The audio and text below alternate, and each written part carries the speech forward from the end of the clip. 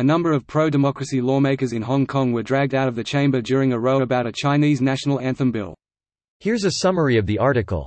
A number of pro-democracy lawmakers in Hong Kong were dragged out of the chamber during a row about a Chinese national anthem bill. One of the lawmakers carried out, Eddie Chu, told the BBC, "If Hong Kong was a democracy, we would not need to start scuffles like this." What happened inside the chamber is another sign that China continues to tighten its grip on Hong Kong. There has been no sign that China, or Hong Kong's leadership, will make any concession. Hong Kong has its own national football team, but not its own anthem, so the Chinese one is played before games. In 2017, China's parliament, the National People's Congress, extended a law on disrespecting the anthem to Hong Kong, but it has not yet been adopted there. During the protests last year, a song called Glory to Hong Kong became an unofficial anthem of the protesters. This post received a score of 12,000, with an upvote ratio of 96%. Here are the top comments in response to this article. After being assaulted by security and pro-Beijing lawmakers inside LegCo, pro-democracy legislator Ted Hui Zhu Zhifeng has confirmed on FB that he's been hospitalized with a chest wall injury. Last week, LegCo President Andrew Leung stripped pro-democracy lawmaker Dennis Kwok of his responsibilities and relieved him from his duties as chairman of the Legislative Council. Leung's reasoning: he accused Kwok of filibustering, following a controversial national anthem bill. A formal election to choose who to appoint as the new chairman was supposed to take place today, but instead, lawmakers arrived to the LegCo Conference Center today to find pro-Beijing lawmaker Chan Kin-po already sitting in the chairman's seat and surrounded by security. As pro-democracy lawmakers began to announce their disagreement with this unlawful decision, they were all eventually either forcibly removed or escorted out, leaving only pro-Beijing candidates.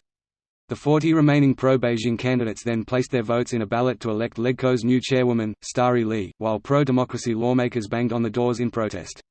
The pro-democracy politicians should just hire their own goons. I think China will still have more. The world is watching. China replies, "We give no fucks. Remember this moment. The kleptocrats running the country need the world to hit them in the pocketbook. Outsourcing manufacturing needs to become a badge of shame. You can't shame people with money in the U.S. Any way you make money, it directly means success in people's eyes. Only if it's third party. People lack empathy." What, is this the second or third time pro-democracy lawmakers have been dragged out of the chamber? I guess that's the plan. Drag them out until there's none left. Hong Kong is slowly being assimilated. Next year there will be no protests and they'll become a footnote in history. I feel like without revolution against tyranny, nothing will be prevented. The revolution needs to happen on the mainland. For Hong Kong alone it would be suicide. That picture of besuited face-masked guards all round the speaker's desk says it all about democracy in Hong Kong. Add Death of Democracy in Hong Kong to the list of shitty 2020 events.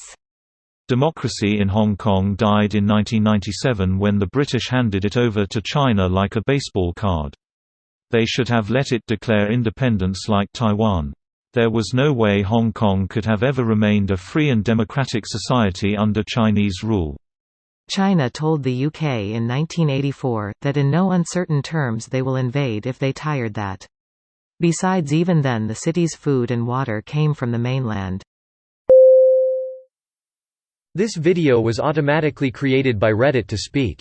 The article and comments in this video were selected from Reddit according to their upvotes, and any paraphrasing was performed by smmry.com, without any human intervention.